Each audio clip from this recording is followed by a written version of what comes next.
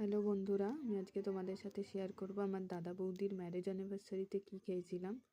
দেখো, প্রথমেই ছিল সাদা ভাত, তারপর মুড়োঘণ্ট ডাল, আর ওদিকে আলুর চিপস আর বেগুন ভাজা। মানে এগুলো কিন্তু সব ঘরোয়া রান্না ছিল, মানে সব আমার বড় মা মানে বম্মা আর আমার বাবা মিলে রান্না করেছে। এদিকে চলে এলো পনির, তারপর কাতলা মাছের ঝোল আলু দিয়ে। খুব সুন্দর হয়েছিল সবকটা রান্না খেতে। মানে এত খেয়ে নিয়েছি, লাস্টে যেন পেট ভরে গেছিলো পুরো। তারপর এদিকে চলে এলো পাবদা মাছের ঝাল, আর তারপর আমাদের সবার প্রিয় মাটন কষা। এই যে একদম গরম গরম মাটন পড়েছে আমার পাতে।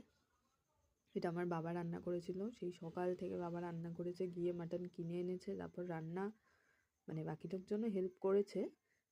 তারপর এই চাটনি, পাঁপড়, যে আমি দুবার করে চাটনি নিয়েছি এখানে, এত ভালো হয়েছিল খেতে।